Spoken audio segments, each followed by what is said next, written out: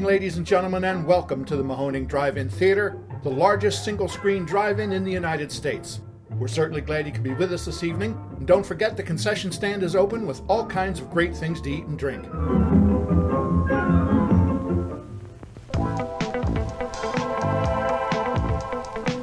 Welcome to Mahoning Drive-In Radio. We are back with another episode talking to one of our staff members about their lives, their loves, their trials, and their tribulations while working at the Mahoning Drive-In Theater. This week we have Kelly. Kelly, how are you? Oh, just fantastic. And how might folks know you if they've been to the Mahoning before? They will know me from the lot. I'm also at the ticket booth. I also did the radio twice as Alligator. So that, and if they were at Bruce Campbell, I was the one running around in the rain. So you were the one person who got wet that weekend. Oh boy, did I. Once in a while, it gets so wet on the lot. It rains so often. Don't let that dissuade anybody who's never been there. But I often think that in addition to, a little cart, maybe a rowboat, maybe a raft might not be a bad idea. Just expedite getting around and keep your shoes dry. Bring your boots, bring your raincoats. It's muddy. How did you first discover the Mahoning Drive-In Theater? I have friends that go to the drive-in, so they were like, oh, let's go to Bill Murray weekend. So I went to Bill Murray weekend as my first drive-in, and I saw the Stripes and Groundhog Day. Funny enough, as we record this, it is Groundhog Day on the calendar. Yeah. So you started, as many of us did, as a customer at the Mahoning. Oh, hell yeah. You found yourself part of the Mahoning Drive-In family. How did you become a staffer, as we say, with great respect? I had a friend that worked at the drive-in, Ashley, and she asked me if I wanted to either volunteer or work there, and I needed another job, so I was like, yep, put me wherever you want. And what is it that you do when not working at the Mahoning? For work, for fun, for exercise? And I work at a printing place. I do all your direct mailing, so you're welcome, everybody. I do that. I do pre-press, so I make all the plates for the presses. I know how to run a press. I do. I print all the names and all your private information on the little stuff. So I do all that. And is the direct mail industry still a thriving business? It's an annoying business. Thriving, I don't know, but it's really annoying. But I'm part of it. For the people who work there or the people who receive the good work that you do? Oh, God. It's for the people that receive the beautiful work that we do. It's annoying. I get it too. We definitely print a lot of the stuff that we get like in my own mail. And I'm like, no, I don't care. So the next time you see Kelly, think of Finger Hut and Publishers Clearinghouse and know that a person who cares touched that envelope. It's more like Capital One. Capital One team. Okay. Yeah, we do big boy stuff. Do you have a long history with drive-ins? Like, did you go to drive-in theaters growing up or at any point in your life before the Mahoning? No. So I'm from northern New Jersey, and we have other theaters, like regular movie theaters, and but no drive-ins. My mom and my grandparents used to go to drive-ins down the shore, but I never went to one until I was about 23 or 24. Interesting. I know New Jersey has one remaining drive-in, the Delsey, because the first time we went to the Monster Mania convention and had a booth for the Mahoning, people would come up and say, oh yeah, there's just one, it's the Delsey. So we learned that day, after hearing it about 30 or 40 times, that there's only one left in New Jersey, and it's the Delsey. And it's funny, they used to be everywhere. Like, not every town had a drive-in, but every town had a drive-in that wasn't that far away. Yeah, they just built one in Newark, and I just read an article about it, and I was like, oh, that's so cool, and it's Newark, New Jersey. It would be interesting to see that. It is cool that, for an unfortunate reason, drive-ins have made a pretty big comeback this last year. There's new construction I keep reading about here and there. It's not like the boom was back in the 50s, but places are getting brand new drive-ins, and it's kind of cool because people have rediscovered how much fun it is to sit under the stars and watch a movie and eat ham hocks or something. Oh yeah, that, and like with COVID, you can't be inside, so might as well be outside, and I'm all about it. Why not? And you are mostly outside when you're at the drive-in, almost entirely. How rough a gig is that when we have, bad weather and cold nights there? The only really bad one was at the Bruce Campbell, because people got stuck in the mud, and me and the rest of the lot crew had to get people out of the mud, and it's just the mud. It mainly when it rains. Other than that, if you hide in the ticket booth, you're not as cold. That's true. There's a nice little heater in there. Oh yeah, that, and in the digital booth, so like the outside crew can find places to hide during the movie. But bring gloves when it gets to to October or November. Otherwise, it's pretty warm the rest of the season. You said you didn't attend a drive-in until you were in your 20s. So have you been that much before the Mahoning? To any drive-in? Anywhere, yeah. Oh, I'm more of a movie. I like movies. So like I used to go to AMC a lot. I used to go to the Amaze Theater. Just regular movie theaters, and I have almost all my ticket stubs, and some of the movies I'm like, I saw this? Okay. I used to do that. When I was a kid, I kept ticket stubs for a long time. And when I was smart, I would write down on it what it was, because this was like a local theater that just said admit one. And I found my ticket for the first time I saw the Goonies when it was new. And that was kind of cool. Ticket stubs, it is funny. Like, I'd have this movie review gig and I'll go back and look at things I reviewed and I have zero memory of ever watching it. And it's just like, I guess when you see enough, it just kind of, the brain only has so much space. Yeah, like I saw, apparently a little one said, I saw The Possession or The Possessed or whatever. And I was like, I don't remember seeing it. Couldn't tell you anything about the movie, but I saw it. You get the ticket to prove it. Yeah. So what would you say is your favorite film or your genre or some movies that you just love and watch and go back to over and over again?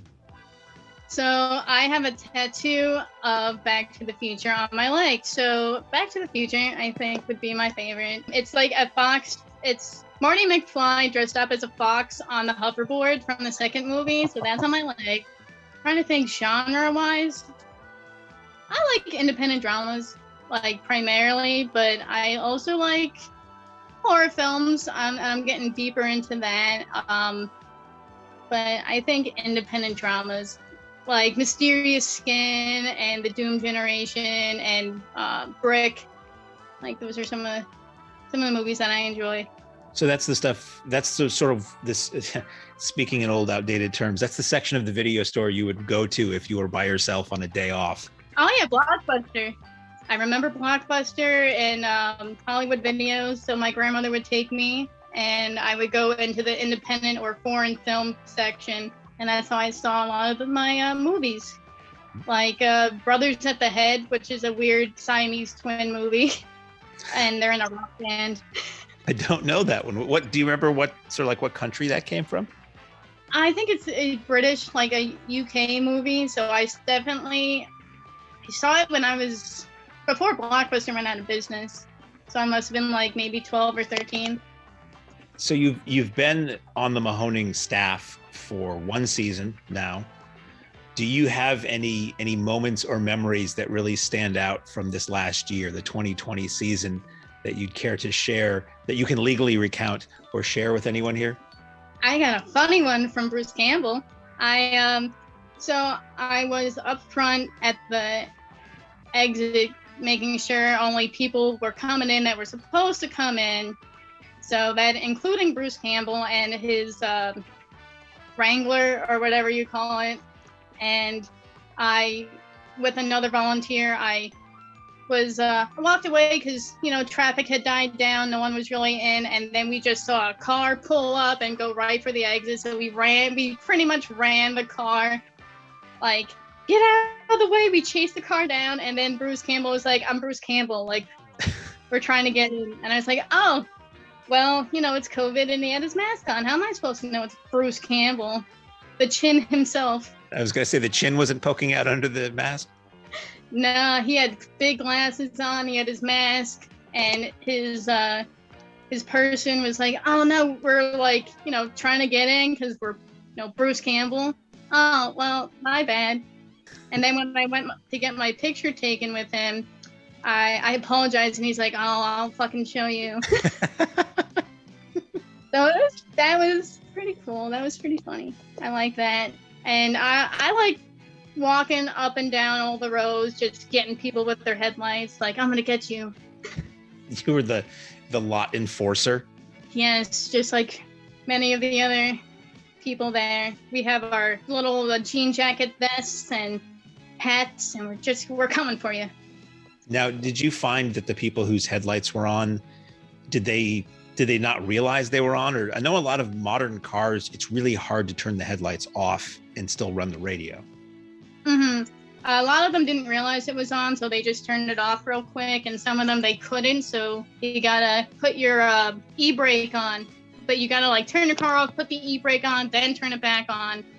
And that rarely happened where people don't know how to turn their headlights off.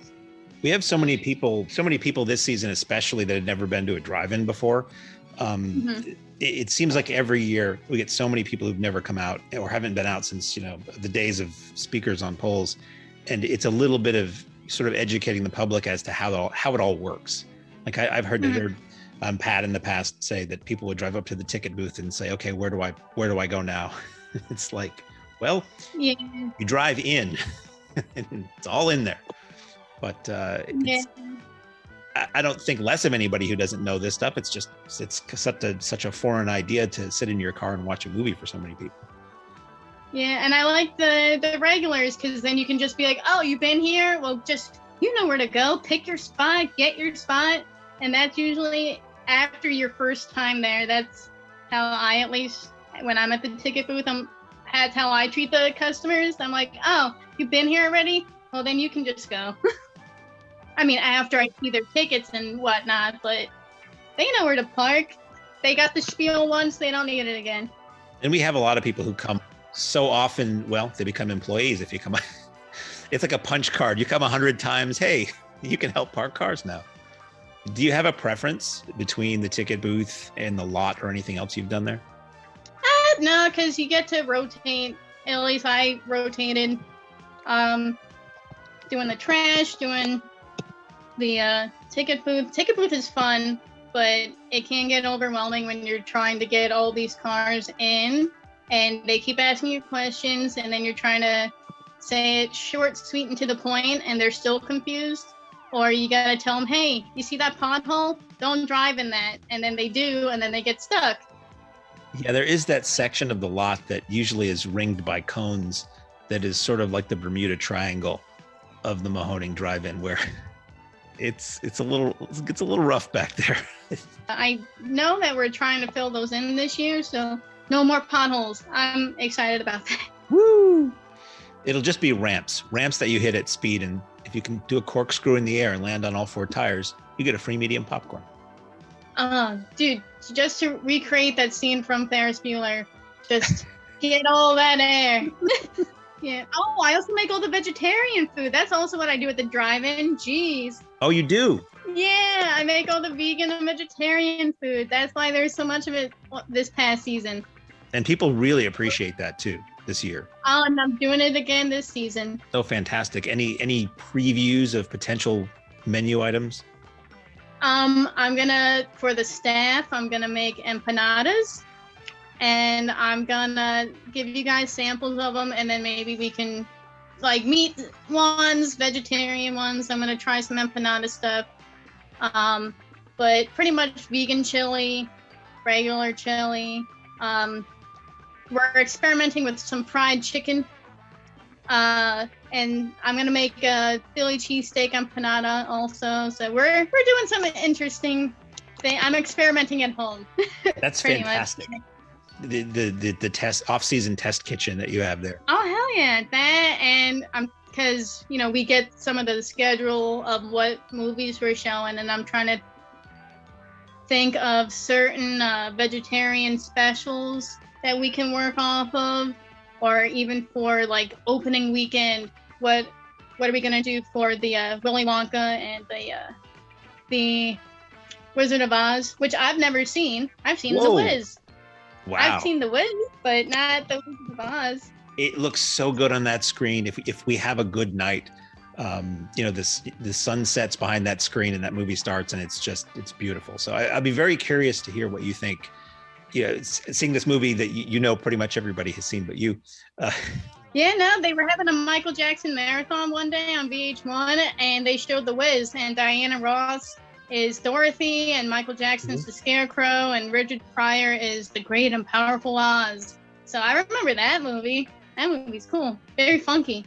I think you're giving me ideas. We should sit down and have a chat after you watch The Wizard of Oz and see what you think of it and what you think of it as compared to the first visual version of that story you saw. Yeah, and I saw them when I was maybe 8 or 9. I was home from school when they were doing that Michael Jackson marathon. So, yeah, and I also saw another one of his, Ghost. I saw Ghost, the movie the horror film that he did when I was a kid too. Michael Jackson's an interesting man.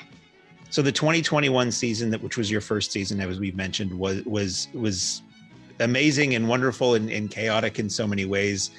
We're going into the 2021 season and beginning in April. And I don't know if you've seen some of what we're planning to do, but it's pretty incredible. Do you have any thoughts or words of wisdom or inspiration for our listeners about the season that is about to unfold upon them? Oh, watch out. Keep your eyes open and make sure to be updated on what's coming, because I'm excited and I know other people are pretty excited. So it's going to be a cool season. I'm excited. Well, thank you so much, Kelly, for talking with us. We'll talk to you much more on the lot, obviously, but also on the podcast. And we thank you for listening to us at home. And this is Mark for Mahoning Drive-In Radio, and we will see you at the drive-in. Ladies and gentlemen, thanks again for coming out tonight to the Mahoning Drive-In Theater. We hope you'll come back and see us again real soon. The exit is on the right-hand side of the screen at the front of the field, and most importantly, have a very safe trip home. Good night and God bless you.